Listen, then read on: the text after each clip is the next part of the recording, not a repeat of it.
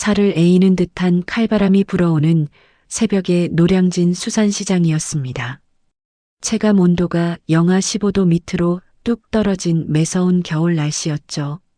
바닥에는 얼음과 핏물, 생선 비늘이 섞여 꽁꽁 얼어붙어 있었고 사람들은 저마다 두꺼운 패딩을 입고 하얀 입김을 내뿜으며 바쁘게 움직이고 있었습니다.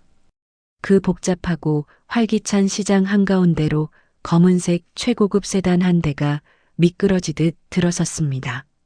차문이 열리고 50대 초반의 훤칠한 남자가 내렸습니다. 국내 최대 규모의 식품 기업 대양식품의 강지훈 회장이었죠. 지훈은 최고급 캐시미어 코트 깃을 세우며 매서운 바람을 막았습니다. 그의 뒤로는 시장 상인의 간부들과 수행 비서들이 바짝 붙어 걸음을 재촉하고 있었습니다. 오늘은 대양식품에서 새롭게 선보이는 해산물 밀키트 사업을 위해 지훈이 직접 시장 시찰을 나온 날이었습니다. 상인들은 대기업 회장의 방문에 웅성거리며 길을 비켜주었죠. 지훈의 시선은 날카롭게 시장 구석구석을 살피고 있었습니다. 과거 빚쟁이들을 피해 다니던 작은 식당 사장에서 시작해 지금의 천억대 자산가가 되기까지 그는 단 한 번도 현장의 냄새를 잊은 적이 없었으니까요. 회장님, 이쪽 하러 코너부터 모시겠습니다. 상인회장의 굽신거리는 안내를 받으며 어두운 통로를 지나던 참이었습니다. 지훈의 꼿꼿하던 발걸음이 갑자기 돌처럼 굳어버렸습니다. 그의 시선이 머문 곳은 시장 구석의 비좁고 습한 얼음 창고 앞이었죠. 그곳에는 한 여자가 있었습니다. 색이 바래고 군데군데 해진 얇은 누빈 바지에 헐렁한 고무장화, 그리고 몸에 맞지도 않는 커다란 낡은 스웨터를 겹겹이 껴입은 여자였죠. 머리에는 촌스러운 수건을 둘러쓰고 있었고 깡마른 어깨 위로는 커다란 쇠갈고리가 걸려 있었습니다. 여자는 자기 몸집만 한 커다란 얼음 상자를 끌어당기고 있었습니다. 성인 남자들도 두 손으로 번쩍 들기 버거워하는 그 무거운 얼음 상자를 여자는 가녀린 팔로 힘겹게 끌어안고 낡은 수레로 옮기고 있었습니다. 여자의 손에는 그 흔한 목장갑조차 없었습니다. 얼음장 같은 물에 퉁퉁 불어터진 맨손은 곳곳이 갈라지고 찢어져 붉은 핏빛이 맺혀 있었죠. 여자가 얼음 상자를 수레에 싣기 위해 허리를 굽힐 때마다 그녀의 가는 다리가 후들후들 떨리는 것이 멀리서도 똑똑히 보였습니다. 지훈은 숨을 쉴 수가 없었습니다. 심장이 바닥으로 쿵 하고 떨어지는 것 같았죠. 10년이라는 긴 세월이 지났지만 단번에 알아볼 수 있었습니다.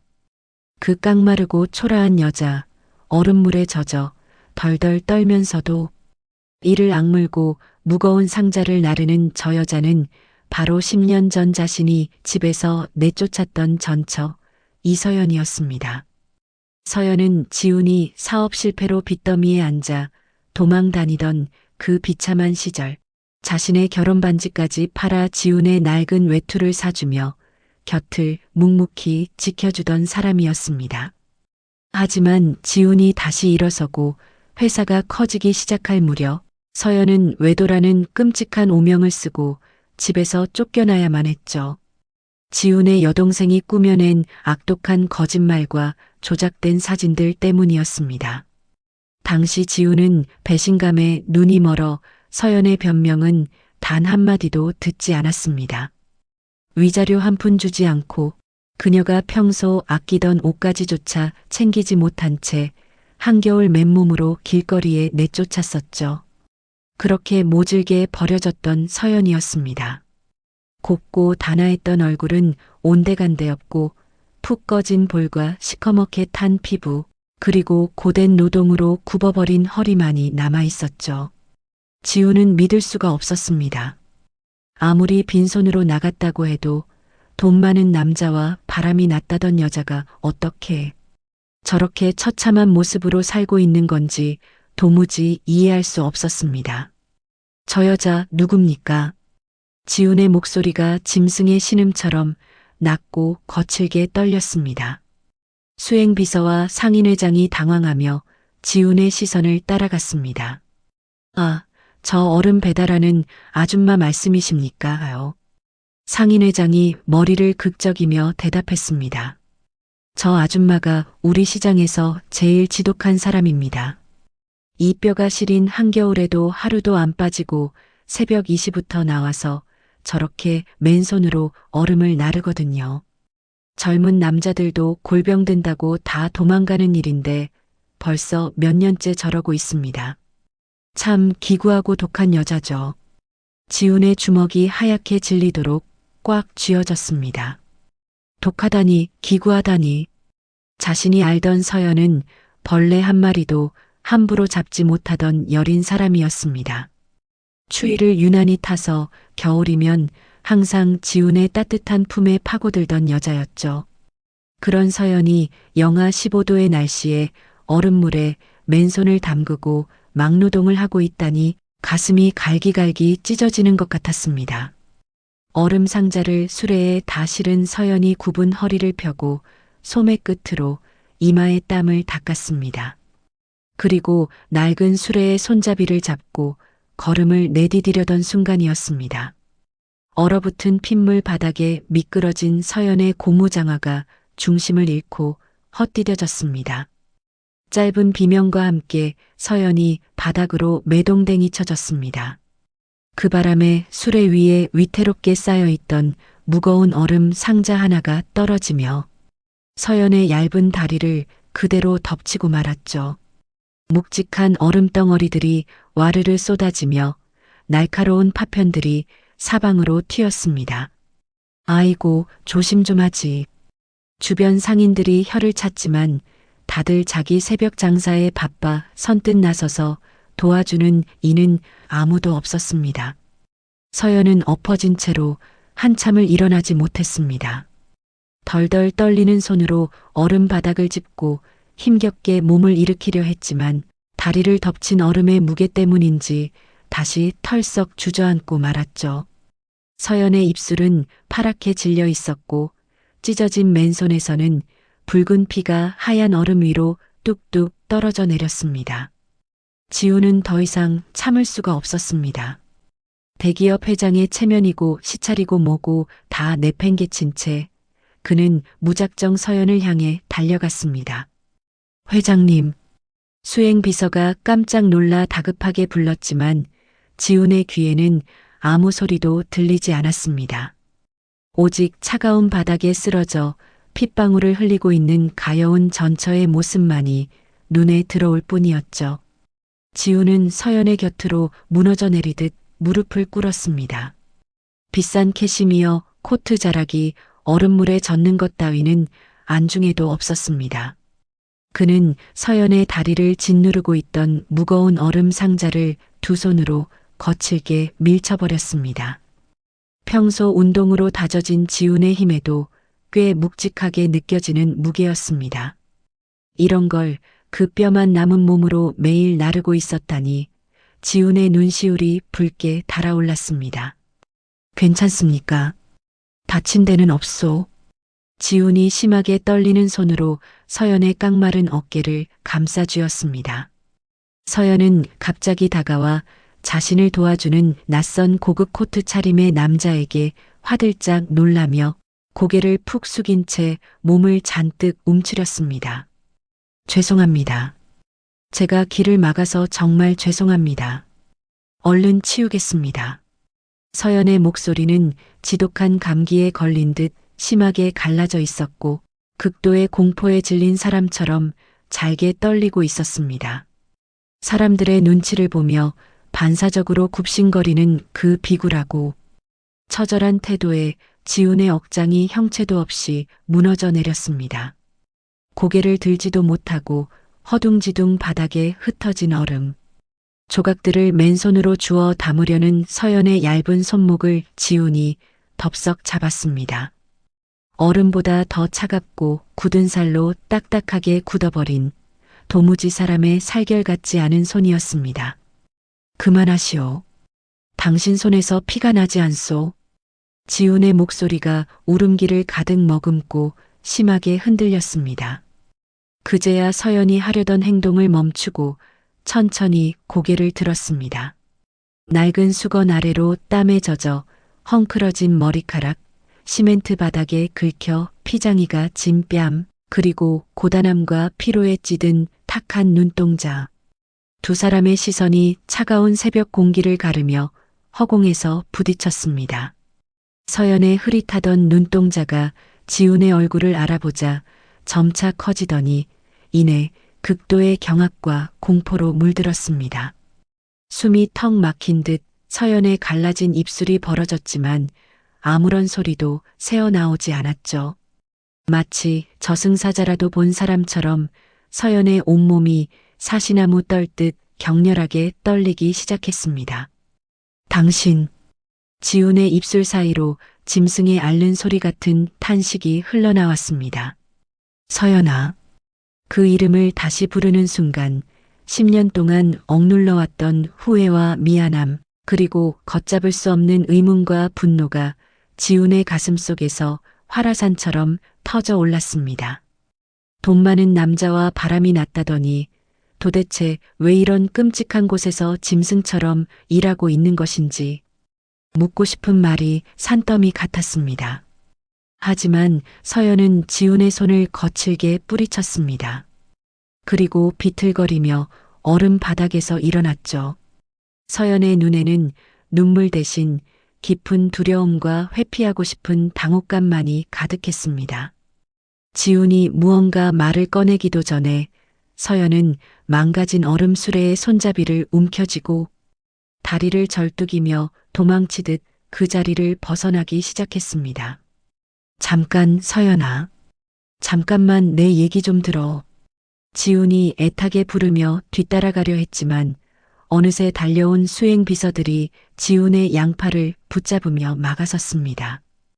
회장님, 여기서 이러시면 곤란합니다. 보는 눈이 너무 많습니다.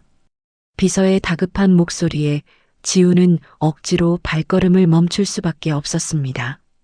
차가운 새벽 공기를 가르며 위태롭게 멀어지는 서연의 초라한 뒷모습을 바라보는 지훈의 두 뺨 위로 10년 만에 흘리는 뜨거운 눈물이 쉴 새 없이 흘러내렸습니다.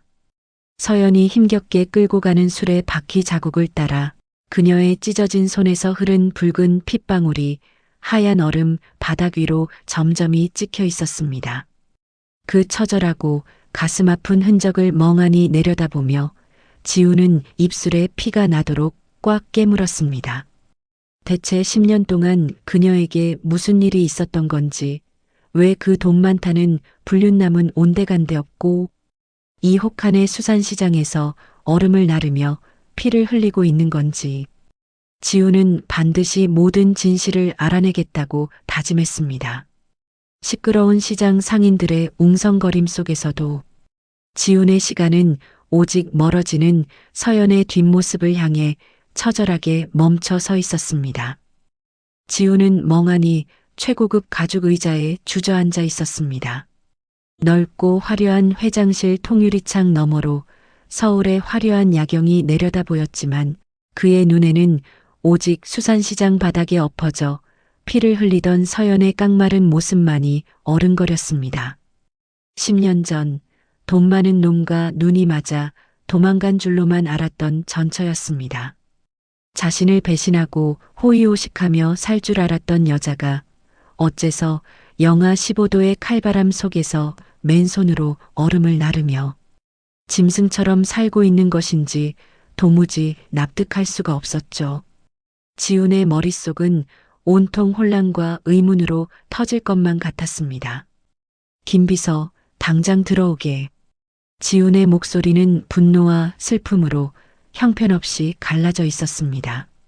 곧이어 10년 넘게 지훈의 수족처럼 일해온 김 비서가 다급하게 문을 열고 들어왔습니다. 지훈은 책상을 쾅 내리치며 소리쳤습니다. 10년 전 내 전처 이서연에 대해 모조리 조사해. 그 여자가 왜 수산시장에서 얼음을 나르고 있는지, 그때 바람났다던 그 놈팽이는 어디 가고 저꼴로 살고 있는 건지 머리카락 한 올까지 샅샅이 뒤져서 당장 내 앞에 가져와. 김비서는 회장님의 불같은 분노에 고개를 깊이 숙이고는 즉시 조사를 위해 방을 나섰습니다.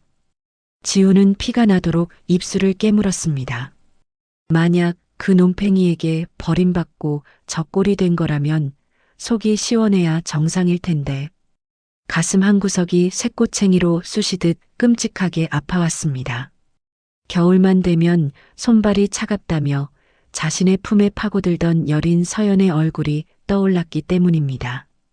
그 여린 사람이 퉁퉁 불어터진 맨손으로 얼음장 같은 바닥을 기어다니던 모습은 지훈의 심장에 지울 수 없는 낙인을 찍어버렸습니다. 시간은 지옥처럼 느리게 흘렀습니다. 꼬박 하루가 지난 다음 날 저녁 김 비서가 두꺼운 서류 봉투를 들고 회장실로 들어섰습니다. 평소 감정 변화가 없던 김 비서의 얼굴이 종이장처럼 새하얗게 질려 있었습니다. 그의 손은 미세하게 떨리고 있었죠. 회장님, 이서연 씨에 대한 뒷조사 결과입니다. 하지만 회장님께서 아셔야 할 충격적인 사실이 있습니다. 뭐야? 뜸 들이지 말고 똑바로 보고해. 지훈이 신경질적으로 서류 봉투를 낚아채듯 빼앗았습니다. 서류를 뜯어 첫 장을 넘긴 지훈의 눈동자가 지진이라도 난 듯 격렬하게 흔들리기 시작했습니다. 첫 장에는 서연의 지난 10년간의 거주지와 직업 이력이 적혀 있었습니다. 강남의 화려한 아파트가 아니었습니다. 재벌의 애인으로 산 흔적은 눈을 씻고 찾아봐도 없었죠. 그녀가 이사 다닌 곳은 비가 새는 낡은 판자촌, 보일러도 들어오지 않는 달동네의 곰팡이 핀 지하 단칸방뿐이었습니다. 게다가 직업은 식당 주방 보조, 상가 화장실 청소부, 그리고 수산시장 얼음 배달까지 온통 몸을 갉아먹는 고된 막노동뿐이었죠. 이게 대체 무슨 소리야? 돈 많은 놈한테 갔다는 여자가 왜 이런 시궁창 같은 곳에서 살았다는 거야? 지훈의 목소리가 덜덜 떨렸습니다. 김 비서가 마른 침을 꿀꺽 삼키며 참담한 목소리로 입을 열었습니다. 회장님, 10년 전 이서연 씨의 불륜 사건은 모두 조작된 것이었습니다. 뭐라고? 조작이라니? 지훈이 자리를 박차고 일어났습니다. 의자가 뒤로 요란하게 넘어갔지만 그는 신경 쓸 겨를조차 없었죠. 당시 이서연 씨가 다른 남자와 모텔에 들어갔다는 그 사진들, 전부 심부름 센터를 매수해 얼굴을 합성하고 연출한 가짜였습니다. 저희가 당시 심부름 센터 소장을 찾아내 멱살을 잡고 추궁한 결과 그에게 거액의 돈을 쥐어주며 거짓 증거를 만들라고 지시한 배우가 따로 있었습니다. 그 배우가 대체 누구야? 당장 말 못해. 지훈이 핏발선 눈으로 사자처럼 포효했습니다. 김 비서는 고개를 푹 숙이며 대답했습니다. 바로 회장님의 친동생이신 강민희 상무님이셨습니다. 김 비서의 대답에 지훈은 망치로 머리를 세게 얻어맞은 듯 그 자리에 우뚝 멈춰 서고 말았습니다. 하나뿐인 친동생 민희가 그 끔찍한 짓을 저질렀다는 사실을 도무지 믿을 수가 없었죠. 10년 전 지훈의 사업이 부도를 맞고 빚쟁이들에게 쫓길 때였습니다. 서연은 자신의 장기라도 팔아서 남편의 빚을 갚겠다며 밤낮 없이 식당에서 일했습니다. 반면 동생 민희는 오빠인 지훈의 남은 비자금을 몰래 빼돌려 자기 주머니를 채우고 사치품을 사 모으기 바빴죠. 그 쓰레기 같은 짓을 서연이 눈치채고 따져 묻자 앙심을 품은 민희가 지훈의 눈과 귀를 가리기 위해 심부름 센터를 고용해 천인공노할 거짓말을 꾸며낸 것이었습니다. 지훈의 두 다리에 힘이 풀리며 털썩 바닥에 주저앉고 말았습니다. 내가 그 악마 같은 년의 말만 믿고 내 조강지처를 길거리에 내쫓았단 말이냐? 지우는 가슴을 쥐어뜯으며 절규했습니다. 짐승만도 못한 자신의 어리석음에 치가 떨려 숨을 쉴 수가 없었죠.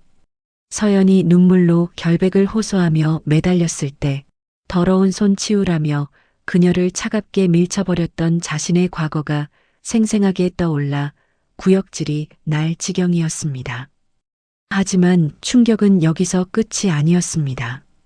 김 비서가 다시 무거운 입술을 열었습니다. 회장님, 한 가지 더 아셔야 할 사실이 있습니다. 이서연 씨가 쫓겨날 당시 홀몸이 아니었습니다. 임신 3개월이었습니다. 임신. 지훈의 눈이 찢어질 듯 커졌습니다. 숨이 턱 막혀 꺽꺽거리는 소리만 새어나왔습니다. 네. 이서연 씨는 회장님의 아이를 홀로 낳아 지금까지 키우고 있었습니다. 올해 10살이 된 아들입니다. 하지만 아이의 몸이 많이 아픕니다. 선천성 심장병을 앓고 있어서 당장 수술하지 않으면 목숨이 위태로운 상황입니다. 이서연 씨가 그 무서운 수산시장에서 뼈가 부서지라 얼음을 나르는 이유도 그 아이의 엄청난 수술비와 약값을 벌기 위해서였습니다. 아, 지훈의 입에서 짐승의 단말마 같은 비명이 터져나왔습니다. 자신의 핏줄이 태어난 줄도 모르고 10년을 살았습니다. 자신이 따뜻한 호텔식 저녁을 먹으며 회장 소리를 들을 때 억울하게 쫓겨난 전처는 아픈 자식을 살리기 위해 영하의 핏물 바닥을 기어다니며 뼈를 깎는 고통을 맨몸으로 견뎌내고 있었던 것입니다. 게다가 김 비서가 건넨 마지막 서류에는 더욱 충격적인 진실이 숨어 있었습니다. 그것은 10년 전 지훈이 갚지 못해 야반도주했던 악질 사채업자의 빈문서였습니다. 놀랍게도 그 수억 원대 빈문서의 채무자 이름은 지훈이 아니라 이서연으로 바뀌어 있었습니다. 지훈이 사채업자들에게 끌려가 해를 입을까 두려웠던 서연이 이혼을 당해 쫓겨나는 그 억울하고 비참한 와중에도 남편의 남은 빚을 전부 자신의 이름으로 돌려놓았던 것입니다. 그녀는 자신의 인생을 통째로 갈아넣어 오빠의 비자금을 훔친 신우이의 죄를 덮어쓰고 남편의 빚까지 떠안은 채 홀로 이자를 갚아나가며 병든 아이를 키우고 있었습니다. 바보 같은 여자, 미련한 여자야. 내가 뭐라고, 나 같은 쓰레기가 뭐라고 그 지옥을 혼자 견뎠어. 지우는 회장실 바닥에 엎드려 바닥을 치며 통곡했습니다. 자신의 이기심과 어리석음이 서연의 인생을 처참하게 짓밟아버렸다는 죄책감에 심장이 수만 갈래로 찢어지는 것 같았죠. 10년 동안 그녀가 홀로 달동네 단칸방에서 알아누운 아이를 안고 흘렸을 피눈물을 생각하니 자신의 목숨이 붙어 있는 것조차 끔찍한 저주로 느껴졌습니다. 내가 그 고운 손에 지옥을 안겨주었어. 나 살겠다고 그 불쌍한 여자를 불구덩이에 밀어넣었어. 지훈의 울부짖음이 넓은 회장실을 처절하게 울렸습니다. 그는 피가 나도록 이마를 바닥에 찌으며 용서받지 못할 자신의 과거를 저주했습니다. 한참을 짐승처럼 울부짖던 지훈이 비틀거리며 자리에서 일어났습니다. 그의 눈빛은 깊은 슬픔을 넘어 맹렬한 분노와 피비린내 나는 결연함으로 불타오르고 있었습니다. 차 대기시켜. 당장 서연이가 있는 곳으로 간다. 눈물로 범벅이 된 지훈의 얼굴은 그 어느 때보다 무섭도록 차가웠습니다. 자신을 기만하고 서연을 시궁창으로 밀어넣은 악마 같은 여동생 강민희에 대한 피해 복수 그리고 지옥불에 떨어지는 한이 있더라도 서연과 아들을 다시 찾아 평생 그들의 발밑에 엎드려 속죄하겠다는 처절한 다짐이 그의 심장에서 끓어오르고 있었습니다. 지우는 찢겨나간 서연의 손에 다시는 물 한 방울 묻히지 않게 하겠다고 그녀의 눈에서 흐른 핏물 같은 눈물을 수천 배로 갚아주겠다고 맹세하며 미친 듯이 회장실 문을 박차고 나갔습니다. 가파르고 비좁은 달동네의 골목길은 얼음장처럼 차갑고 미끄러웠습니다. 가로등조차 제대로 들어오지 않는 칠흑 같은 어둠 속에서 서연은 낡은 수레를 끌다 다친 다리를 절뚝이며 힘겹게 계단을 오르고 있었습니다.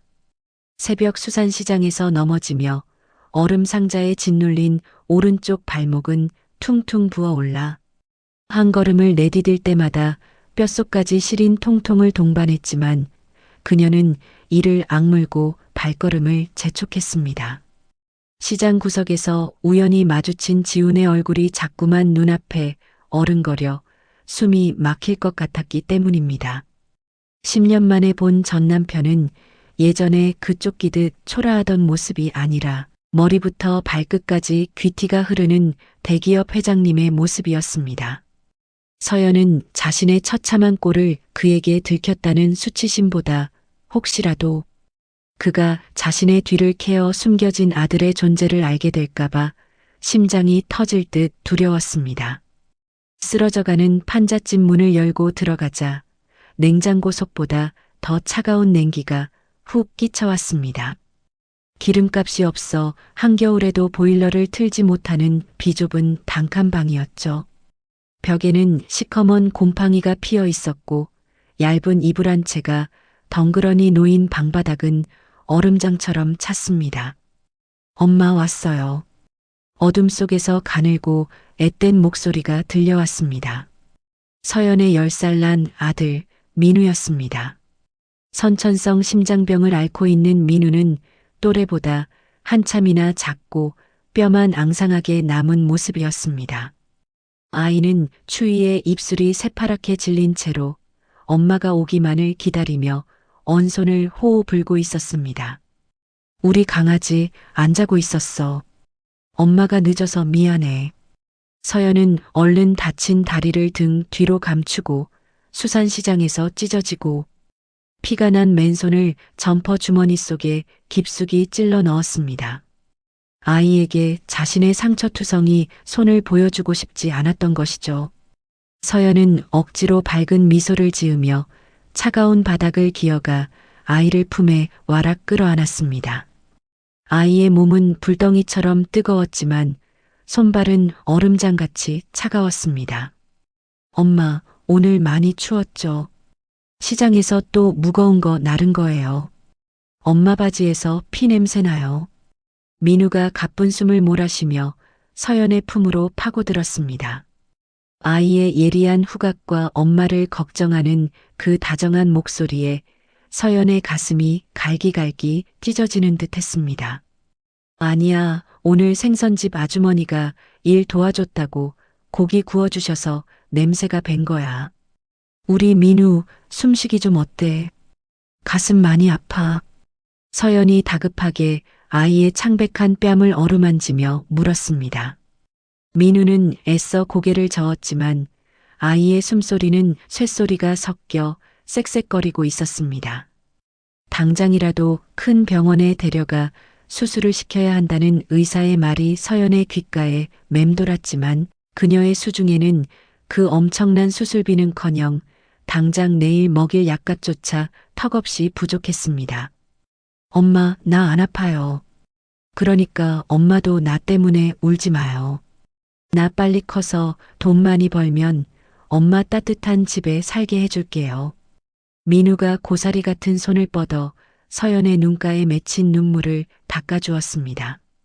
그 착하고 가여운 말에 서연은 결국 소리 없는 오열을 터뜨리고 말았습니다. 자신이 전 남편의 빚을 떠안고 신우이의 모함에 쫓겨나지만 않았어도 이 가여운 핏줄이 이토록 비참하게 병마와 싸우지는 않았을 텐데 말입니다. 서연은 속으로 피눈물을 흘리며 아이의 등을 쓰다듬었습니다. 그때였습니다. 쾅쾅쾅. 부서질 듯 거칠게 문을 두드리는 소리가 적막한 달동네의 새벽을 찢어놓았습니다. 서연이 깜짝 놀라 민우를 이불 속에 뉘이고는 절뚝이며 현관으로 다가갔습니다. 빚쟁이들이 또 찾아온 것인지 겁이 덜컥 났습니다. 누구세요? 서연이 떨리는 목소리로 묻기가 무섭게 낡은 문이 발길질에 의해 쾅 소리를 내며 거칠게 열렸습니다. 열린 문틈으로 매서운 칼바람과 함께 진한 명품 향수 냄새가 훅 끼쳐 들어왔습니다. 바닥에 질척이는 흙탕물을 밟고 들어선 사람은 머리부터 발끝까지 수천만 원을 호가하는 최고급 밍크 코트로 치장한 화려한 여성이었습니다. 바로 10년 전 서연에게 불륜이라는 더러운 누명을 씌워 길거리로 내쫓았던 장본인 지훈의 친동생 강민이었습니다. 어머머, 돼지우리도 이것보단 낫겠네. 이런 시궁창에서 아직도 숨이 붙어 살고 있었어. 명색이 한때 대양식품 며느리였던 년이 꼴이 이게 뭐야? 구역질 나게. 민희가 코를 틀어주며 날카로운 하이힐 굽으로 좁은 방 안을 성큼성큼 짓밟고 들어왔습니다. 서연의 얼굴이 순식간에 공포와 분노로 하얗게 질렸습니다. 아가씨가 여긴 대체 어떻게? 당장 나가요. 여긴 아가씨가 올 곳이 아니에요. 서연이 악을 쓰며 앞을 가로막았지만 민희는 코웃음을 치며 서연의 어깨를 매몰차게 밀쳐버렸습니다. 부상당한 다리로 서 있던 서연은 속수무책으로 차가운 방바닥에 나동그라지고 말았습니다. 엄마. 이불 속에 누워있던 민우가 놀라 기침을 토해내며 서연에게 기어오려 했습니다. 민희의 차가운 시선이 이불 위에서 헐떡이는 깡마른 사내아이에게 꽂혔습니다. 그녀의 입가에 비릿하고 잔인한 미소가 번졌습니다. 이게 그 소문으로만 듣던 내년의 사생아구나. 참나 어디서 굴러먹던 개뼈다귀 같은 놈의 씨를 받아와서는 우리 오빠 애라고 우기려고. 오늘 수산시장에서 우리 오빠 만났다며. 내년이 일부러 오빠 동선 파악해서 알짱거린 거 내가 모를 줄 알아. 민희의 표독스러운 폭언에 서연은 피가 거꾸로 솟는 것 같았습니다. 10년 전 오빠의 비자금을 빼돌려 도박과 사치에 탕진했던 자신의 죄를 덮기 위해 조작된 불륜 사진을 들이밀며 서연의 뺨을 때렸던 악마 같은 여자였습니다. 함부로 입 놀리지 마요. 당신이 꾸며낸 짓거리 때문에 내 인생이 어떻게 망가졌는데. 내가 당신 오빠 빚까지 다 떠안고 이 지옥에서 살고 있는데 양심이 있다면 어떻게 내 새끼 앞에서 그런 막말을 해. 서연이 바닥을 짚고 일어나며 이를 갈았습니다. 하지만 민희는 눈 하나 깜짝하지 않고 명품 가방에서 두툼한 돈봉투를 꺼내 서연의 얼굴을 향해 매정하게 집어 던졌습니다. 빳빳한 5만 원권 지폐 수십 장이 차가운 방바닥 위로 흩뿌려졌습니다. 잔말 말고 이 돈 챙겨서 당장 서울 바닥 떠나. 내년 새끼 데리고 어디 쥐도 새도 모르는 깡촌으로 처박히라고. 오빠가 혹시라도 내년 뒷조사에서 10년 전 일 캐고 다니기 전에 내 눈앞에서 영원히 사라져. 안 그러면 이 병든 새끼 목숨은 내가 장담 못하니까. 민희의 끔찍한 협박에 서연의 가슴이 철렁 내려앉았습니다. 지훈이 진실을 알게 될까봐 두려워 싹을 자르러 온 것이 분명했습니다. 그때 숨을 헐떡이던 민우가 갑자기 가슴을 부여잡고 고통스러운 비명을 지르기 시작했습니다. 아이의 파랗던 입술이 시커멓게 변해가고 눈동자가 뒤집히며 숨을 쉬지 못했습니다. 극도의 스트레스와 공포가 아이의 약한 심장에 치명적인 발작을 일으킨 것입니다. 민우야, 안 돼, 숨 쉬어봐. 엄마 봐봐. 서연이 비명을 지르며 아이를 끌어안았습니다. 얼음장 같은 아이의 몸이 사시나무 떨듯 경련을 일으키기 시작했습니다. 당장 병원에 가지 않으면 정말로 아이가 죽을 수도 있는 긴박한 상황이었습니다. 서연은 바닥에 흩어진 지폐들을 허겁지겁 긁어모으며 민희의 바짓가랑이를 부여잡았습니다. 10년간 억눌렀던 분노와 자존심 따위는 내 자식의 목숨 앞에서 아무런 의미가 없었습니다. 아가씨, 제발이요. 제가 다 잘못했어요. 하라는 대로 다 할 테니까 제발 우리 민우 병원만 좀 가게 구급차 좀 불러주세요. 이 돈 다 드릴 테니까 제발 내 새끼 좀 살려주세요. 아가씨 조카잖아요. 오빠 핏줄이잖아요. 서연이 이마를 찌우며 처절하게 울부짖었습니다. 피투성이가 된 맨손으로 미니의 바짓단을 잡고 애원하는 모습은 피눈물이 날 만큼 참혹했습니다. 하지만 미니는 서연의 손을 더럽다는 듯 구두굽으로 걷어차 버렸습니다. 어디서 더러운 손을 대? 내가 왜 거지 발사개 같은 년의 새끼를 살려줘? 그딴 병신 같은 새끼는 차라리 지금 돼지는 게 우리 집안을 도와주는 거지. 미니가 표독스럽게 내뱉으며 서연을 다시 한번 세게 밀치려던 찰나였습니다. 쾅! 반쯤 열려있던 낡은 현관문이 부서질 듯한 굉음을 내며 벽에 처박혔습니다. 문틀이 흔들리고 차가운 먼지가 일어나는 그곳에 거친 숨을 몰아쉬며 서 있는 한 남자가 있었습니다. 최고급 코트는 구겨질 대로 구겨져 있었고 깔끔하게 빗어 넘겼던 머리는 산발이 되어 있었습니다. 그의 두 눈은 핏발이 서다 못해 붉은 용암이 끓어오르는 것처럼 살기로 번뜩이고 있었죠. 바로 모든 진실을 알고 단숨에 달려온 지훈이었습니다. 지훈의 거대한 분노가 좁고 차가운 달동네 방안을 숨막히게 짓누르기 시작했습니다. 그는 방금 전 자신의 친동생이 서연을 발로 차며 내뱉은 그 잔인하고 저주 섞인 말들을 똑똑히 들었습니다. 자신의 핏줄을 향해 죽어버리라고 악담을 퍼붓는 그 악마 같은 모습을 두 눈으로 목격한 것입니다. 오, 오빠. 오빠가 여긴 어떻게? 미니의 얼굴이 백지장처럼 새하얗게 질려버렸습니다. 그녀는 덜덜 떨며 뒷걸음질을 쳤지만 비좁은 방 안에서 더 이상 도망칠 곳은 없었습니다. 지우는 대답 대신 짐승 같은 거친 숨을 내뱉으며 천천히 방 안으로 걸어 들어왔습니다. 그의 시선은 바닥에 엎드려 경련하는 아이를 안고 피눈물을 흘리는 서연에게 머물렀습니다. 10년 만에 처음 보는 자신의 아들. 숨을 쉬지 못해 새파랗게 질려가는 그 가엾고 작은 생명을 마주한 순간 지훈의 억장이 형체도 없이 무너져 내렸습니다. 자신이 몰랐던 10년의 세월 동안 서연이 짊어졌을 그 끔찍한 고통의 무게가 지훈의 심장을 난도질하고 있었습니다. 내년이 감히 내 아내와 내 자식에게 무슨 짓을 한 거야. 지훈의 목소리는 지옥 밑바닥에서 끓어오르는 악마의 속삭임처럼 낮고 소름 끼치게 울려 퍼졌습니다.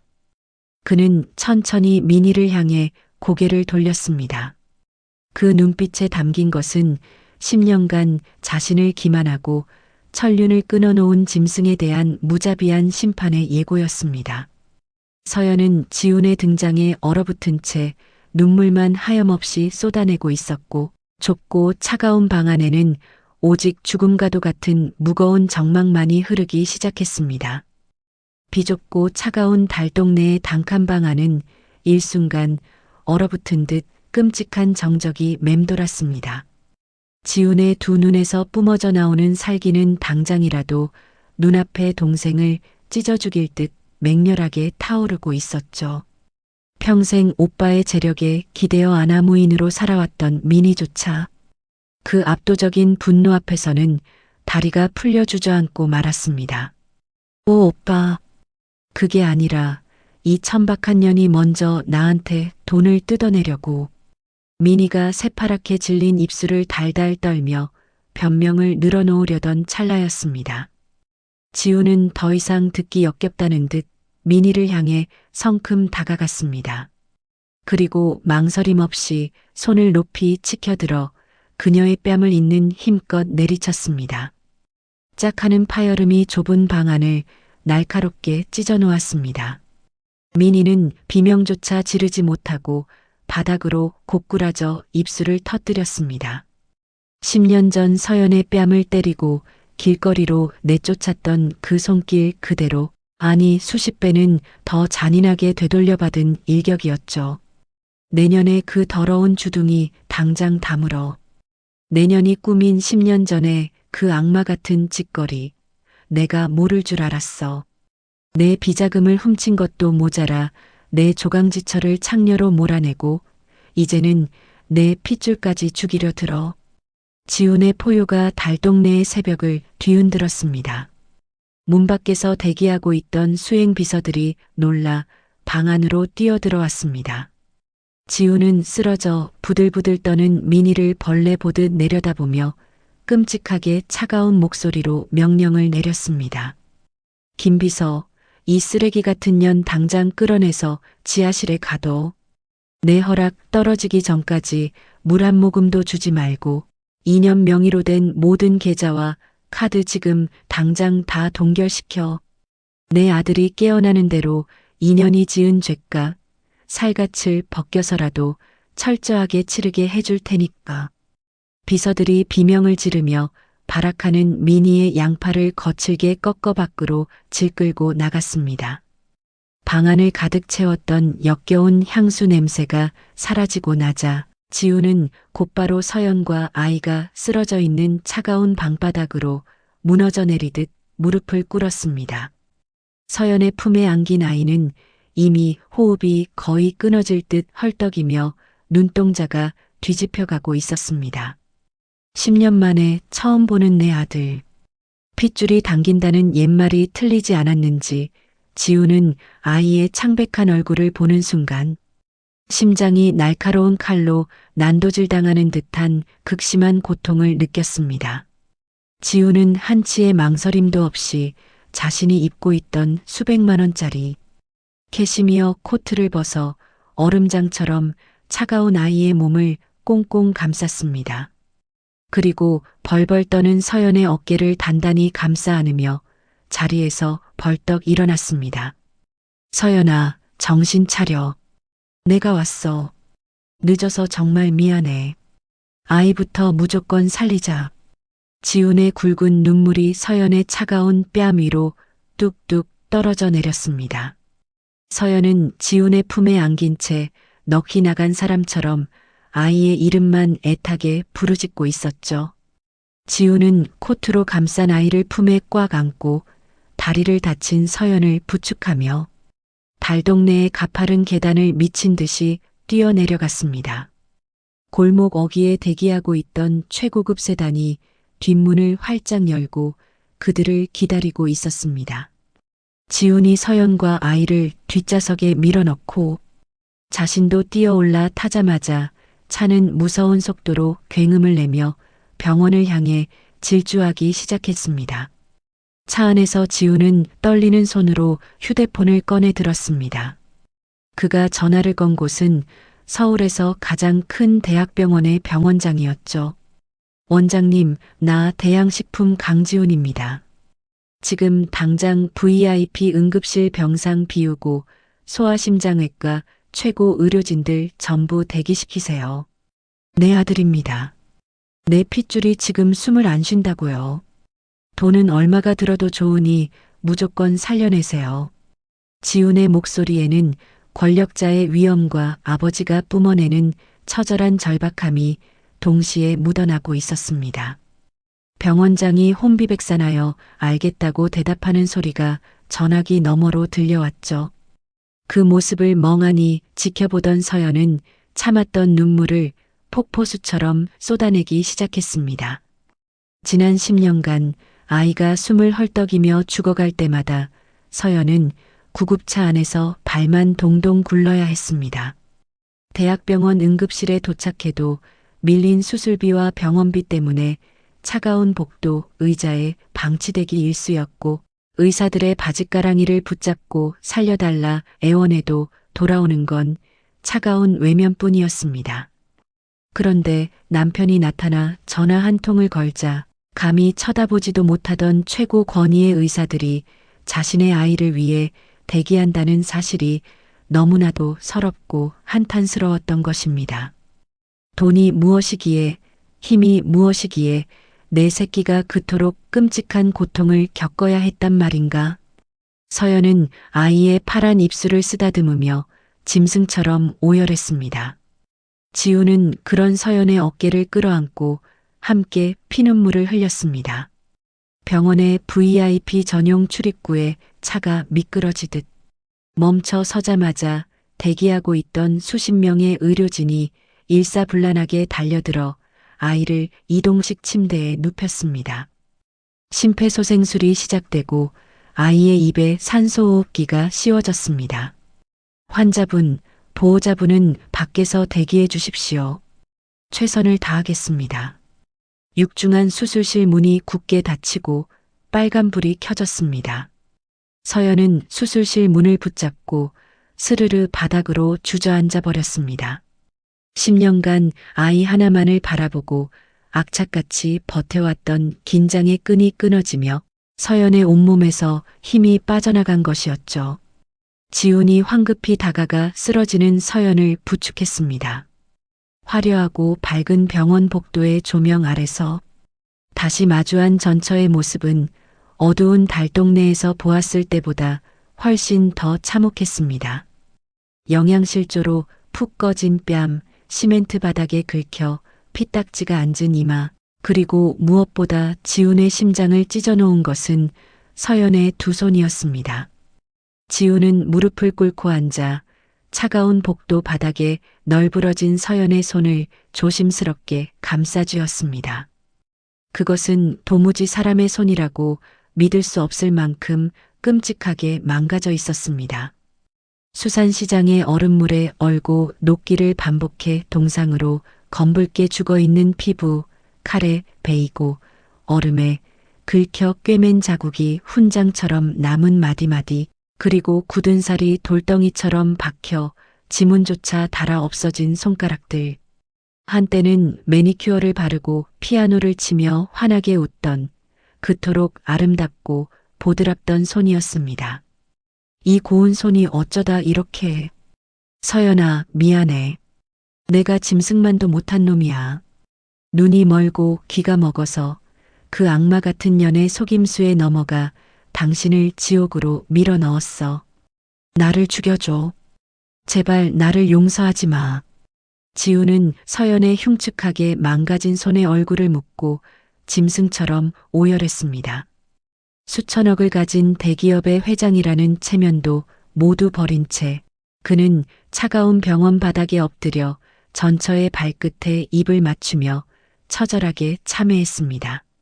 자신이 편안하게 두 다리를 뻗고 자는 동안 서연은 자신의 빚을 갚고 아이를 살리기 위해 이 여린 손으로 억척같이 수산시장 바닥을 기어다녔다는 사실에 죽고 싶을 만큼 깊은 죄책감이 밀려왔습니다. 하지만 서연의 반응은 차가웠습니다. 그녀는 흠칫 놀라며 지훈이 붙잡고 있던 자신의 손을 거칠게 빼냈습니다. 그리고는 지훈과 눈조차 마주치지 않은 채 메마르고 텅 빈 목소리로 입을 열었습니다. 놔주세요. 10년 전에 이미 쓰레기처럼 내다버린 사람 아닙니까? 회장님 동생이 제게 어떤 짓을 했는지, 회장님이 저를 얼마나 무참히 짓밟았는지, 이제 와서 알았다고 해도 제게는 아무 의미 없습니다. 서연의 차가운 원망이 지훈의 가슴에 비수처럼 꽂혔습니다. 우리 민우만 살려주시면, 그 병원비만 갚아주시면 2번 다시 회장님 눈앞에 띄지 않겠습니다. 아이가 살 수만 있다면 저 같은 건 죽은 사람처럼 쥐도 새도 모르게 떠나드릴 테니까 제발 억지 눈물로 동정하지 마세요. 서연의 눈동자에는 더 이상 지훈을 향한 애정이나 미련 따위는 남아있지 않았습니다. 오직 생사를 오가는 자식을 향한 처절한 모성애와 10년간 배신당한 자의 씻을 수 없는 상처만이 깊게 각인되어 있었죠. 돈과 권력으로 아이의 목숨을 구할 수는 있을지언정 지훈. 자신이 10년 동안 난도질해 놓은 서연의 마음은 그 어떤 것으로도 쉽게 되돌릴 수 없다는 뼈저린 현실이 지훈의 목을 옥죄어 오고 있었습니다. 그때 굳게 닫혀있던 수술실 문이 스르륵 열리며 수술복을 입은 집도의가 무거운 표정으로 걸어 나왔습니다. 두 사람의 시선이 동시에 의사의 입술로 향했고 병원 복도에는 숨막히는 긴장감이 감돌기 시작했습니다. 수술실 문이 스르륵 열리며 짙은 녹색 수술복을 입은 집도의가 무거운 발걸음으로 걸어 나왔습니다. 이마에는 땀방울이 맺혀 있었고 표정은 굳어 있었죠. 서연은 숨쉬는 것조차 잊은 채 바닥에서 허겁지겁 일어나 의사의 입술만 뚫어지게 바라보았습니다. 지훈 역시 두 주먹을 피가 통하지 않을 정도로 꽉 쥐고 다가갔습니다. 선생님, 우리 민우 어떻게 되었습니까? 제발 살려만 주십시오. 의사는 길게 한숨을 내쉬며 마스크를 벗었습니다. 지훈과 서연의 애타는 눈빛을 번갈아 보던 의사가 천천히 입을 열었습니다. 정말 기적 같은 일입니다. 병원에 도착했을 때는 이미 심정지 직전이었습니다. 조금만 늦었어도 손을 쓸 수 없었을 겁니다. 응급처치로 당장의 끔찍한 고비는 넘겼습니다만 아이의 심장 상태가 생각보다 훨씬 심각합니다. 그 말에 서연의 다리가 다시 한번 크게 휘청거렸습니다. 지훈이 재빨리 그녀의 허리를 감싸 안아 지탱해 주었죠. 의사의 설명은 절망적이면서도 한 줄기 희망을 품고 있었습니다. 아이가 앓고 있는 병은 아주 희귀한 심장 질환으로 당장 막대한 비용이 드는 인공 심장 수술과 몇 번의 대수술을 거쳐야만 생명을 연장할 수 있다는 것이었습니다. 게다가 아이의 혈액형과 체질이 너무나도 특이해서 생물학적 침부의 지속적인 수혈과 조직 공여가 반드시 필요한 상황이라고 덧붙였습니다. 그동안 홀어머니 혼자서 감당하기에는 불가능에 가까운 치료였습니다. 그래서 병세가 이토록 악화된 것이었죠. 의사의 말이 끝나기가 무섭게 지훈이 앞으로 나섰습니다. 제가 친아비입니다. 제 피를 전부 뽑아가셔도 좋습니다. 제 심장이라도 떼어줄 테니 무조건 우리 아이만 살려내십시오. 병원비가 수백억이 들어도 상관없습니다. 당장 수술 일정 잡으시고 세계에서 제일 가는 의료진들 전부 모셔오십시오. 지훈의 단호하고도 절박한 외침이 병원 복도를 쩌렁쩌렁 울렸습니다. 돈이 없어서 아비가 없어서 지난 10년간 차가운 단칸방에서 죽어가던 아이였습니다. 서연은 지훈의 넓은 등판을 바라보며 형언할 수 없는 감정에 휩싸였습니다. 자신이 10년 동안 뼈가 부서져라 얼음을 나르고 식당 바닥을 기어다니며 푼돈을 모아도 넘을 수 없던 거대한 절망의 벽이었습니다. 그런데 그 벽이 자신을 버렸던 남편의 말 한마디와 엄청난 재력 앞에서 거짓말처럼 무너져 내리고 있었습니다. 그 허탈함과 억울함, 그리고 아이가 살 수 있다는 안도감이 한꺼번에 밀려들자 서연의 눈앞이 새하얗게 전멸하기 시작했습니다. 팽팽하게 당겨져 있던 생명줄 같은 긴장감이 툭 끊어지는 순간이었죠. 서연아, 정신 차려봐. 여보. 지훈의 다급한 비명을 마지막으로 서연은 그대로 정신을 잃고 쓰러졌습니다. 10년간 제대로 먹지도 자지도 못한 채 혹사당한 몸이 마침내 한계를 맞이한 것입니다. 서연이 다시 무거운 눈꺼풀을 들어 올린 곳은 병원의 가장 꼭대기층에 위치한 최고급 특실이었습니다. 은은한 조명과 따뜻한 온기가 방 안을 가득 채우고 있었죠. 몸에 덮인 이불은 구름처럼 포근하고 부드러웠습니다. 서연은 10년 만에 느껴보는 낯선 따뜻함에 잠시 자신이 죽어서 천국에 온 것은 아닌지 착각할 정도였습니다. 천천히 고개를 돌리자 침대 곁에 엎드려 있는 지훈의 정수리가 보였습니다. 그는 서연의 상처투성이 손을 자신의 두 손으로 소중하게 감싸 쥔 채 마치 기도하듯 웅크리고 잠들어 있었습니다. 그의 눈가에는 미처 마르지 않은 눈물 자국이 선명하게 남아 있었죠. 서연이 작은 인기척을 내며 손을 움찔거리자 지훈이 화들짝 놀라며 고개를 들었습니다. 일어났어. 어디 아픈 데는 없고 의사 선생님 부를까? 지훈의 목소리는 며칠 밤을 새운 사람처럼 심하게 잠겨 있었고 눈은 붉게 충혈되어 있었습니다. 서연은 멍한 눈으로 주변을 둘러보며 메마른 입술을 달싹였습니다. 우리 민우는요? 민우는 무사한가요? 걱정하지 마. 특수 무균실에서 안전하게 회복 중이야. 내일 당장 첫 번째 수술에 들어갈 거고 내 피와 조직을 이식할 준비도 모두 끝냈어. 최고급 의료진이 24시간 내내 아이 곁을 지키고 있으니까 아무 걱정 안 해도 돼. 지훈의 다정한 대답에 서연은 그제야 참고 있던 숨을 길게 토해내며 눈물을 주르륵 흘렸습니다. 지훈은 조심스럽게 다가가 서연의 눈물을 엄지손가락으로 닦아주었습니다. 서연은 그 손길을 피하지 못할 만큼 온몸에 힘이 빠져 있었습니다. 당신이 쓰러져 있는 동안 당신 이름으로 남아있던 내 옛날 빚들 전부 다 갚았어. 그 악질 같은 사채업자 놈들, 당신한테 그동안 받아간 이자까지 전부 토해내게 만들었으니까. 이제 2번 다시 쫓겨다닐 일 없어. 달동네 단칸방 짐도 다 정리했어. 이제부터 당신과 민우는 내가 지어놓은 제일 안전하고 따뜻한 집에서 살게 될 거야.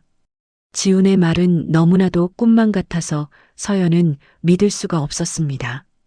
10년의 지옥이 단 하룻밤 사이에 끝났다는 사실이 실감나지 않았죠. 하지만 마음 한구석에는 여전히 지울 수 없는 상처가 피를 흘리고 있었습니다.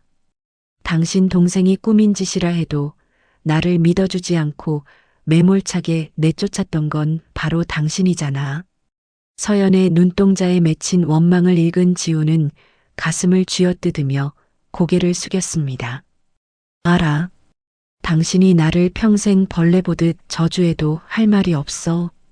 당신의 그 망가진 손을 볼 때마다 내 살점을 도려내는 것 같이 고통스러워. 당장 용서해달라고 매달리지 않을게. 그저 내가 당신과 아이 곁에서 평생 속죄하며 살 수 있게, 당신 발밑에서 쓰레기처럼 엎드려 살 수 있게만 허락해줘. 서연은 아무 대답도 하지 않은 채 고개를 돌려버렸습니다. 지우는 깊은 한숨을 내쉬며 자리에서 일어났습니다. 당신 푹 쉬어. 병실 앞에는 경호원들을 세워두었으니 아무도 함부로 못 들어올 거야. 나는 10년 전에 맺지 못한 매듭을 끊어내고 올게. 지훈의 눈빛이 순식간에 차갑고 잔혹하게 변했습니다. 서연은 그가 말하는 매듭이 누구를 의미하는지 단번에 알아차릴 수 있었습니다. 지훈이 병원을 빠져나와 향한 곳은 대양식품 본사의 가장 깊고 어두운 지하 창고였습니다.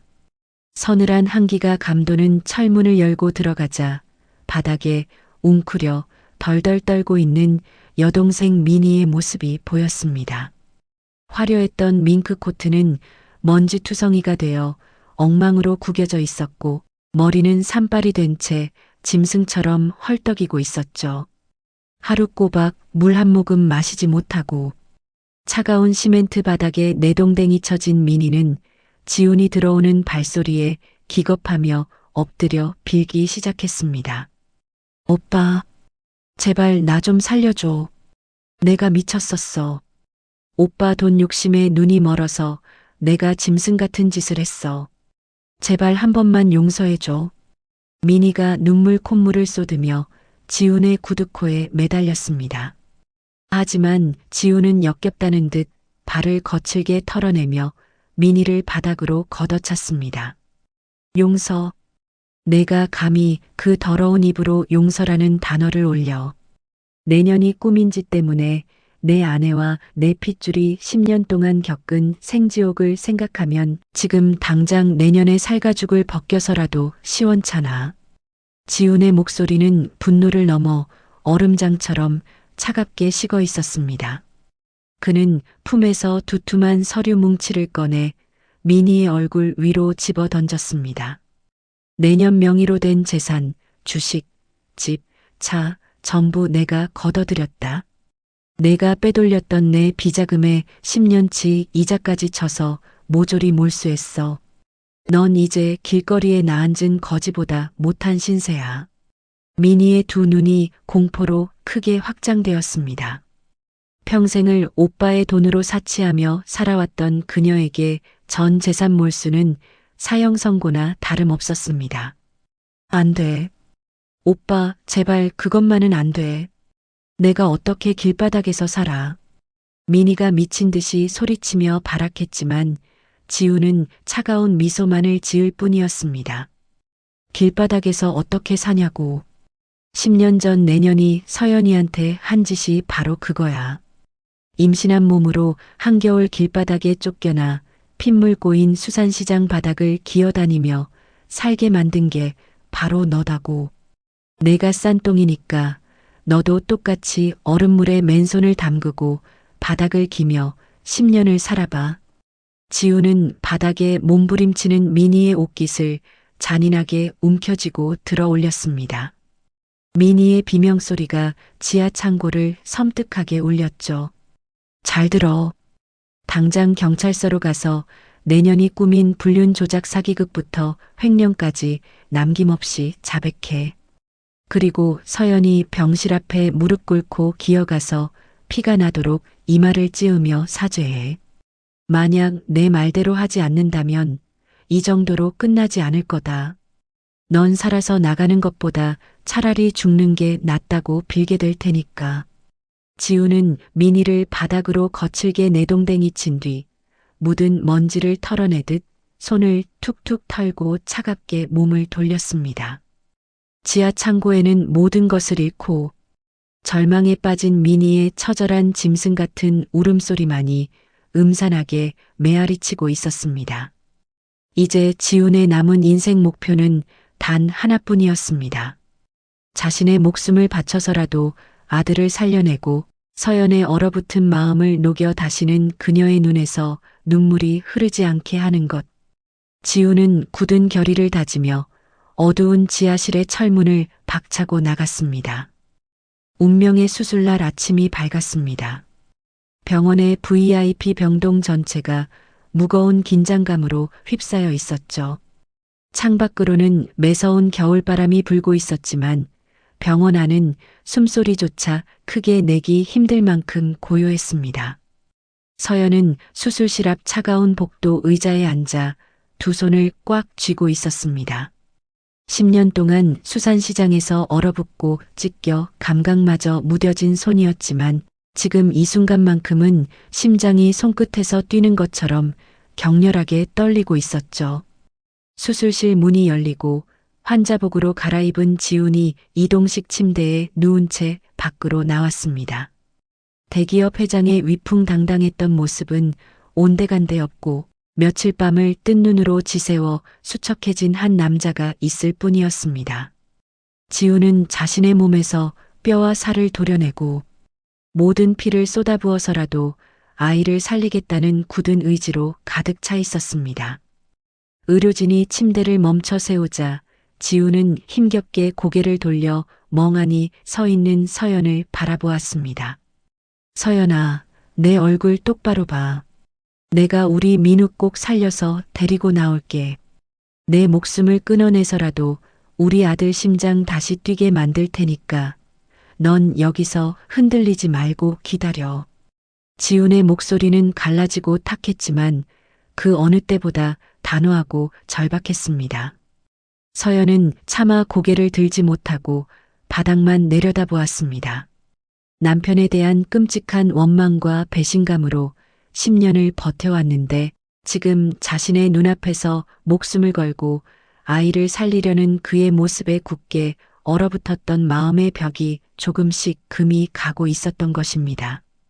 당신 몸도 성치 않으면서 무리하다가 당신까지 잘못되면 우리 민우가 깨어나서 뭐라고 하겠습니까? 제발 억지 부리지 마세요. 서연의 떨리는 목소리에 지우는 희미하게 웃음 지었습니다. 그리고는 링거 바늘이 꽂힌 손을 뻗어 서연의 거칠고 흉터투성이인 손등을 살며시 덮었습니다. 내가 죽어서 당신과 민우가 겪은 10년의 지옥을 갚을 수 있다면 100번이라도 그렇게 할 거야. 당신 그 불쌍한 손에 2번 다시 눈물 묻히게 하지 않겠다고 맹세했어. 그러니까 아무 걱정 말고 기다려. 그 말을 끝으로 지훈을 태운 침대는 차가운 금속성 소리를 내며 굳게 닫힌 수술실 안으로 사라졌습니다. 수술 중이라는 빨간불이 켜지는 순간 서연의 다리에서 힘이 풀리며 그대로 복도 바닥에 주저앉고 말았습니다. 두려움과 원망, 그리고 기적처럼 다가온 구원에 대한 안도감이 뒤섞여 서연은 소리 없이 흐느끼기 시작했습니다. 수술은 무려 10시간이 넘도록 끝날 기미를 보이지 않았습니다. 피를 말리는 기다림의 시간 동안 서연은 텅 빈 복도 벽에 기대어 10년 전 그 추웠던 겨울밤을 떠올렸습니다. 누명을 쓰고 맨발로 쫓겨나던 날 모진 수모를 겪으면서도 뱃속의 아이 하나만을 지키겠다고 다짐했던 그 처절했던 순간들이 주마등처럼 스쳐 지나갔습니다. 그때 복도 끝에 걸려있던 대형 TV 화면에서 요란한 속보 알람 소리가 울려 퍼졌습니다. 서연이 무심코 고개를 돌린 화면 속에는 수십 명의 기자들에게 둘러싸여 플래시 세례를 받고 있는 한 여자의 모습이 나오고 있었습니다. 머리를 푹 숙이고 수갑을 찬 채 경찰의 손에 이끌려가는 여자, 바로 지훈의 친동생 강민이었습니다. 대양식품 강민이 전 상무 수백억대 횡령 및 사문서 위조, 무고, 교사 혐의로 정격 구속되었습니다. 친오빠인 강 회장의 비자금을 빼돌리고 심부름센터를 고용해 올케의 불륜을 조작하는 등 천인공노할 악행을 저지른 사실이 모두 밝혀지며 사회적 공분을 사고 있습니다. 앵커의 건조한 목소리가 병원 복도를 울렸습니다. 화면 속 민희는 헝클어진 머리에 초점 없는 눈동자로 덜덜 떨며 카메라를 피해 고개를 숨기기 바빴습니다. 며칠 전 달동네 단칸방에 쳐들어와 최고급 밍크 코트를 입고 서연과 아이를 향해 저주를 퍼붓던 그 표독스러운 악마의 모습은 흔적조차 남아있지 않았죠. 지훈이 약속했던 처절한 죗값이 마침내 현실이 되어 그녀를 지옥의 밑바닥으로 끌어내린 것입니다. 서연은 화면 속에서 발악하며 끌려가는 미니의 모습을 보며 알 수 없는 깊은 한숨을 내쉬었습니다.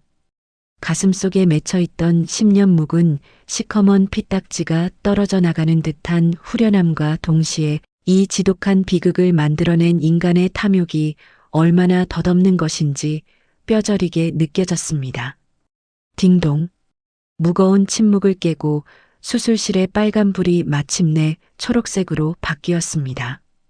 육중한 문이 열리고 땀으로 흠뻑 젖은 집도이가 비틀거리며 걸어 나왔습니다. 서연은 맨발이나 다름없는 차림으로 바닥을 박차고 일어나 의사에게 달려갔습니다. 선생님, 우리 아이는요? 그 사람은 어떻게 되었습니까? 서연의 입술이 파랗게 질려 벌벌 떨리고 있었습니다. 의사는 마스크를 벗으며 깊은 안도의 미소를 지어 보였습니다. 기적입니다. 아버님의 조직과 혈액이 아이에게 완벽하게 이식되었습니다. 거부 반응도 전혀 없고 아이의 심장이 스스로 힘차게 뛰기 시작했습니다. 수술은 대성공입니다. 조금만 지나면 아이가 눈을 뜰 수 있을 겁니다. 아, 감사합니다. 정말 감사합니다. 서연은 의사의 가운을 붙잡고 그 자리에 엎드려 통곡했습니다. 10년 동안 짓눌려 있던 죽음의 공포가 완벽하게 사라지는 기적이 일어난 것입니다. 하지만 의사의 표정은 곧바로 어둡고 심각하게 굳어졌습니다. 하지만 아버님의 상태가 위중합니다. 아이에게 너무 많은 혈액과 조직을 내어주면서 본인의 한계치를 훌쩍 넘겨버리셨습니다. 수술 도중 2번이나 심정지가 왔었고 지금은 겨우 기계에 의존해 숨만 붙어 있는 상태입니다. 마음의 준비를 하셔야 할지도 모릅니다. 그 말이 서연의 뇌리를 망치처럼 강타했습니다. 심장이 발밑으로 쿵 하고 떨어지는 것 같았죠. 지훈이 자신을 대신해 죽어가고 있다는 사실이 믿기지 않았습니다. 서연은 비틀거리며 의료진들이 황급히 지훈을 옮기고 있는 중환자실로 미친 듯이 달려갔습니다. 유리창 너머로 보이는 지훈의 모습은 참혹 그 자체였습니다. 온몸에 수십 개의 관이 꽂혀 있었고 생명 유지 장치의 기계음만이 그의 곁을 지키고 있었습니다. 10년 전 빚쟁이들에게 맞아 피투성이가 되어 돌아왔던 남편을 끌어안고 울었던 그 밤처럼 서연의 가슴이 형체도 없이 찢겨나갔습니다. 안 돼요. 이렇게 죽어버리면 다 끝나는 줄 압니까? 당신 입으로 평생 내 발밑에서 속죄하며 살겠다고 했잖아요. 우리 민우 아빠 노릇 한 번도 못 해봤으면서 이렇게 도망치는 게 어딨어요. 당장 눈 떠요. 제발 눈 좀 떠봐요. 여보. 서연이 차가운 중환자실 유리창에 이마를 지니기며 절규했습니다. 10년 만에 처음으로 그녀의 입에서 남편을 향한 애타는 부름이 터져나왔습니다. 수산시장의 혹한 속에서도 달동네의 굶주림 속에서도 절대 무너지지 않던 그녀의 독한 마음이 생사를 오가는 남편 앞에서 마침내 하염없이 녹아내리고 있었습니다. 기계음 소리만이 차갑게 울려 퍼지는 중환자실 복도에서 서연은 지훈이 깨어나기만을 간절히 기도하며 피투성이가 된 두 손을 모아 쥐었습니다. 얼어붙었던 세월의 벽이 무너지고 목숨을 바친 남편의 진심이 서연의 얼어붙은 심장에 뜨거운 눈물이 되어 흐르고 있었습니다. 무균실의 두꺼운 유리창 너머로 마침내 눈부신 기적이 일어났습니다. 꼬박 보름이라는 피 말리는 시간이 흐른 뒤 창백했던 민우의 뺨에 옅은 복숭아빛 혈색이 돌기 시작한 것입니다. 생명 유지 장치에 의존해 힘겹게 오르내리던 아이의 작은 가슴은 이제 스스로 힘차게 숨을 쉬고 있었습니다. 서연은 방호복을 입고 무균실 안으로 들어가 아이의 곁을 지켰습니다. 10년 동안 단 한 번도 편하게 잠들지 못했던 아이가 쌕쌕거리며 깊은 단잠에 빠진 모습을 보자 서연의 눈에서는 또다시 뜨거운 눈물이 쉴 새 없이 흘러내렸습니다. 엄마, 나 이제 가슴이 하나도 안 아파요. 숨 쉬는 게 솜사탕처럼 가벼워요. 마침내 눈을 뜬 민우가 가장 먼저 내뱉은 말이었습니다. 서연은 아이의 이마에 입을 맞추며 짐승처럼 소리 없는 울음을 삼켰습니다. 10년의 지옥 같았던 세월이 눈 녹듯 사라지는 순간이었죠. 하지만 서연의 가슴 한구석은 여전히 시커멓게 타들어가고 있었습니다. 아이의 생명을 되찾아준 대가로 지금 이 순간에도 차가운 중환자실에서 사경을 헤매고 있는 지훈 때문이었습니다. 엄마, 근데 나 살려준 그 아저씨는 어디 있어요? 나 병원에 올 때 자기 코트 벗어서 덮어줬던 그 아저씨요. 나 다 알아요. 그 아저씨가 내 진짜 아빠 맞죠? 민우의 맑은 눈동자가 서연을 똑바로 향했습니다. 10살배기 어린아이였지만 지독한 가난과 병마 속에서 일찍 철이 들어버린 아이는 어렴풋이 모든 진실을 눈치채고 있었던 것입니다. 서연은 차마 대답하지 못하고 아이의 얇은 손을 꽉 쥐기만 했습니다. 아빠 보러 갈래요. 아빠한테 고맙다고, 살려줘서 고맙다고 말하고 싶어요. 아이의 간절한 부탁에 서연은 결국 고개를 끄덕일 수밖에 없었습니다. 며칠 뒤 일반 병실로 옮길 만큼 상태가 호전된 민우를 휠체어에 태우고 서연은 지훈이 있는 중환자실로 향했습니다. 복도를 지나는 내내 서연의 찢어지고 상처 입은 손은 휠체어 손잡이를 덜덜 떨며 움켜쥐고 있었죠. 중환자실의 육중한 문이 열리고 소독약 냄새가 코를 찌르는 차가운 방 안으로 세 식구가 함께 들어섰습니다. 지우는 여전히 수많은 기계에 둘러싸인 채 미동조차 없이 누워 있었습니다. 화려한 대기업 회장의 모습은 온데간데 없고 살이 쏙 빠져 뼈마디가 앙상하게 드러난 늙고 지친 한 남자가 그곳에 있었죠. 기계음만이 규칙적으로 울려 퍼지는 그 적막한 공간에서 휠체어에 앉은 민우가 조심스럽게 지훈의 침대 곁으로 다가갔습니다. 아빠 나왔어요. 민우 왔어요. 아이의 가녀린 목소리가 차가운 공기를 가르며 울려 퍼졌습니다.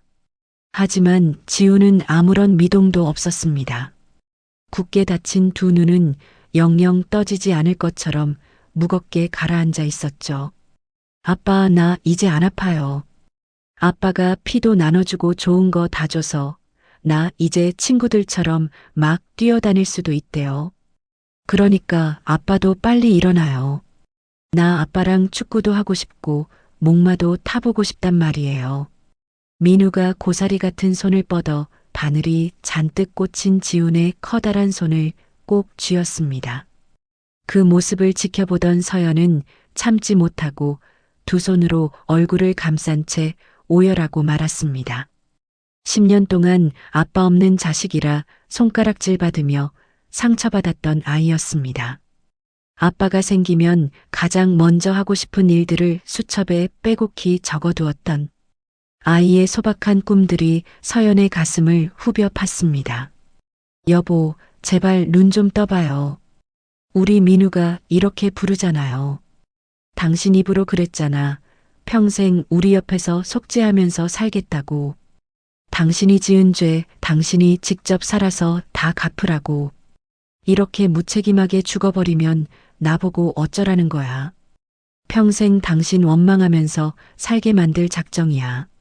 서연이 지훈의 침대볼을 부여잡고 처절하게 울부짖었습니다.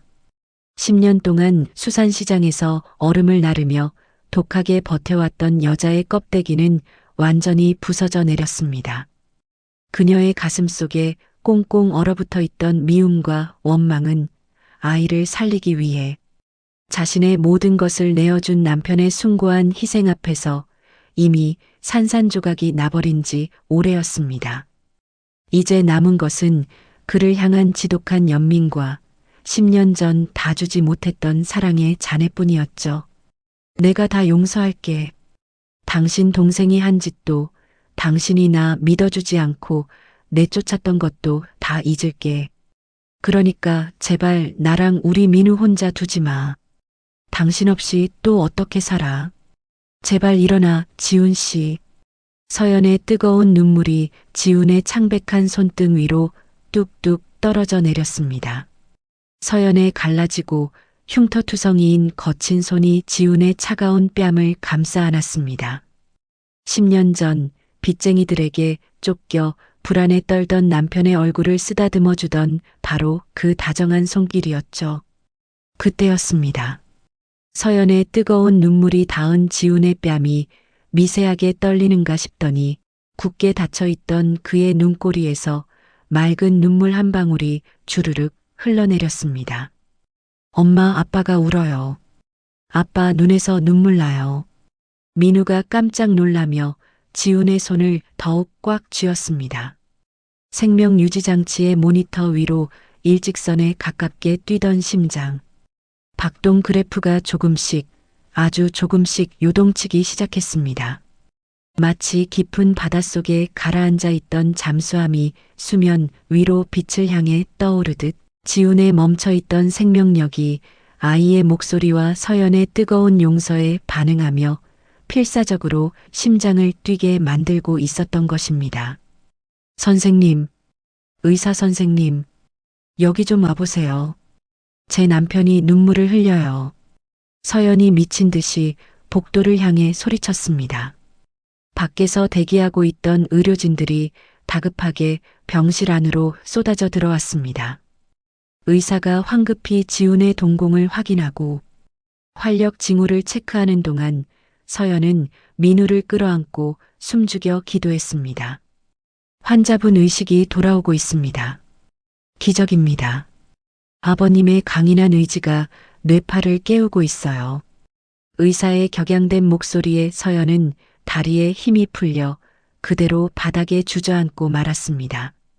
10년의 끔찍했던 오해와 원망, 죽음의 문턱까지 갔던 절망의 터널이 마침내 끝을 향해 달려가고 있었습니다. 기계에 의존해 힘겹게 숨을 내쉬던 지훈의 호흡이 점차 안정적으로 변해갔고 그의 손가락이 미세하게 움찔거리며 민우가 잡고 있는 손에 힘을 주려 애쓰는 것이 똑똑히 보였습니다. 서연은 쏟아지는 눈물을 닦을 생각조차 하지 못한 채 남편과 아들의 맞잡은 손을 멍하니 바라보며 하염없이 감사 기도를 올렸습니다. 살을 에이던 혹독한 겨울이 지나고 마침내 눈부신 봄 햇살이 온 세상을 따뜻하게 감싸 안는 계절이 찾아왔습니다. 서울 외곽에 자리 잡은 고즈넉하고 아름다운 전원주택의 넓은 마당에는 활짝 핀 벚꽃잎이 눈처럼 흩날리고 있었죠. 10년이라는 기나긴 지옥의 터널을 빠져나온 새 식구가 마침내 진정한 가족으로 다시 태어난 그들의 새로운 보금자리였습니다. 지훈이 기적적으로 의식을 회복하고 퇴원하기까지는 꼬박 100일이라는 시간이 걸렸습니다. 사경을 헤매던 남편의 곁을 밤낮 없이 지킨 것은 다름 아닌 서연이었죠. 죽음의 문턱까지 다녀온 지훈은 눈을 뜨자마자 서연의 손을 붙잡고 어린아이처럼 엉엉 울며 사죄했습니다. 자신이 목숨을 내놓아서라도 지키고 싶었던 두 사람을 다시 볼 수 있다는 사실에 그는 자신이 가진 수천억의 재산보다 지금 맞잡은 이 투박한 손 하나가 세상에서 가장 소중하다는 것을 뼈저리게 깨달았습니다. 한편 차가운 교도소 독방에 수감된 친동생 민희의 말로는 처참하기 그지없었습니다. 수백억 대의 횡령과 사기, 무고죄가 모두 인정되어 중형을 선고받은 그녀는 평생을 감옥의 차가운 바닥에서 썩어야만 했습니다. 그녀가 빼돌렸던 재산은 한 푼도 남김없이 환수되었고 한때 수천만 원짜리 밍크 코트를 걸치고 서연을 짓밟았던 그 오만함은 이제 죄수복에 갇힌 채 매일 밤 공포에 떨며 짐승처럼 울부짖는 비참함으로 바뀌어 있었죠. 10년 전 서연이 맨몸으로 쫓겨나 겪었던 그 지독한 추위와 배고픔, 그리고 철저한 고립을 그녀는 남은 평생 동안 쇠창살 안에서 온몸으로 겪어내야만 할 것입니다.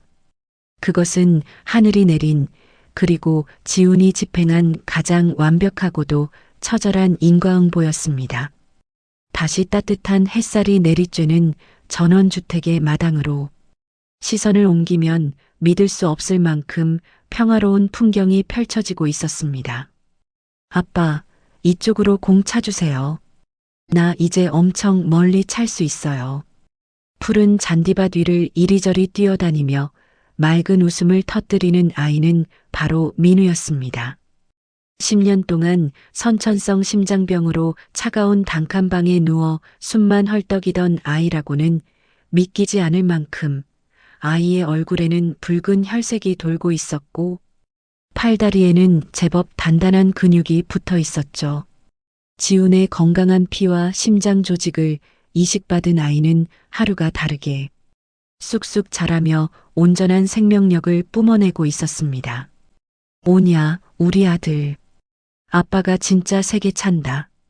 다치지 않게 조심해서 받아라. 편안한 니트 차림의 지훈이 환하게 웃으며 아이를 향해 공을 굴려주었습니다. 대양식품의 냉철하고 차가웠던 회장님의 모습은 온데간데 없고 그저 늦둥이 아들과 놀아주느라 이마에 땀이 맺힌 평범하고 다정한 아빠의 얼굴만이 그곳에 있었죠. 대기업의 경영은 전문 경영인에게 맡기고 일선에서 한 발짝 물러난 지훈은 이제 자신의 남은 모든 삶을 오직 이 가정을 지키고 사랑하는 데에만 바치기로 맹세한 사람이었습니다. 넓은 거실 창가에 서서 그 눈부신 부자의 모습을 바라보던 서연의 입가에도 따스한 봄바람 같은 미소가 번졌습니다. 여보, 민우 땀 너무 많이 흘려요. 심장 수술한 지 이제 겨우 반년 지났는데 너무 무리하게 뛰게 하지 마세요. 서연이 걱정스러운 듯 다정하게 잔소리를 건네자 지훈이 얼른 공을 멈추고 수건을 들어 아이의 땀을 정성껏 닦아주었습니다. 그리고는 민우의 손을 꼭 잡고 거실 창가에 서 있는 서연을 향해 성큼성큼 걸어왔죠. 걱정하지 마. 내가 우리 민우 심장 소리 1초도 안 놓치고 다 듣고 있으니까. 당신은 거기 편하게 앉아서 햇살이나 쬐고 있어. 오늘 저녁은 내가 당신 좋아하는 해물탕 끓여줄 테니까 손에 물 한 방울 묻힐 생각하지 말고. 지훈이 서연의 어깨를 감싸 안으며 이마에 가볍게 입을 맞췄습니다. 지훈은 퇴원한 이후로 집안의 모든 굳은 일을 직접 도맡아 하고 있었습니다. 요리부터 청소, 빨래까지 오직 서연의 수족이 되어 움직였죠. 수산시장에서 10년 동안 얼음을 나르며 퉁퉁 불어트고 베이고 굳은 살이 박여 흉측하게 망가졌던 서연의 손. 지우는 매일 밤 잠들기 전마다 최고급 보습 크림을 듬뿍 짜서 서연의 그 흉터투성이 손을 정성껏 마사지해 주었습니다. 당신의 이 거친 손이 나와 우리 아이를 살려낸 세상에서 가장 거룩하고 고귀한 손이라며 지우는 매번 그 손바닥에 얼굴을 묻고 눈물을 흘리곤 했죠. 지훈의 그 지독하리만치 절절한 참회와 헌신 덕분에 꽁꽁 얼어붙어 있던 서연의 마음도 어느새 활짝 핀 벚꽃처럼 따뜻하게 녹아내려 있었습니다.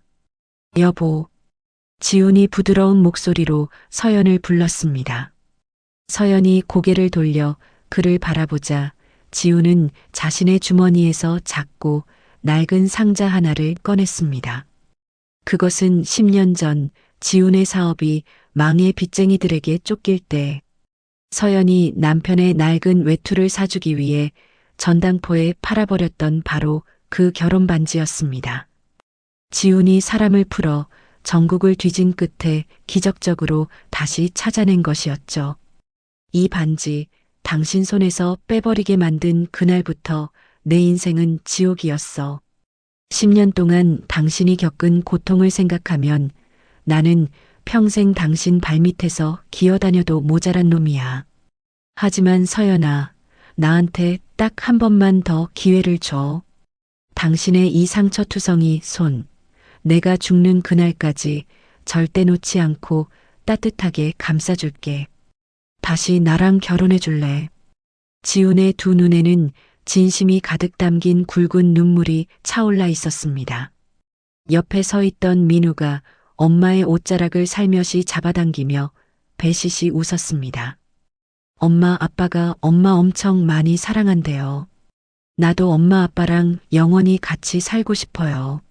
아이의 맑고 순수한 바람과 지난 10년의 끔찍했던 오해를 모두 씻어내는 남편의 뜨거운 참회 앞에서 서연은 마침내 하염없이 눈물을 쏟아냈습니다.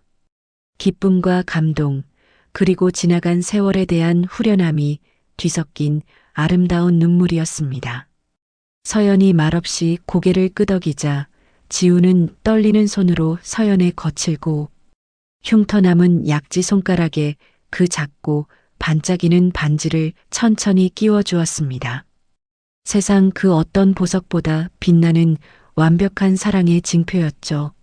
10년 전 위자료 한 푼 없이 맨몸으로 한겨울 거리로 쫓겨나야 했던 가여운 여자는 뼈를 깎는 고통과 숭고한 희생 끝에 마침내 잃어버렸던 자신의 자리와 가장 눈부신 행복을 되찾게 되었습니다.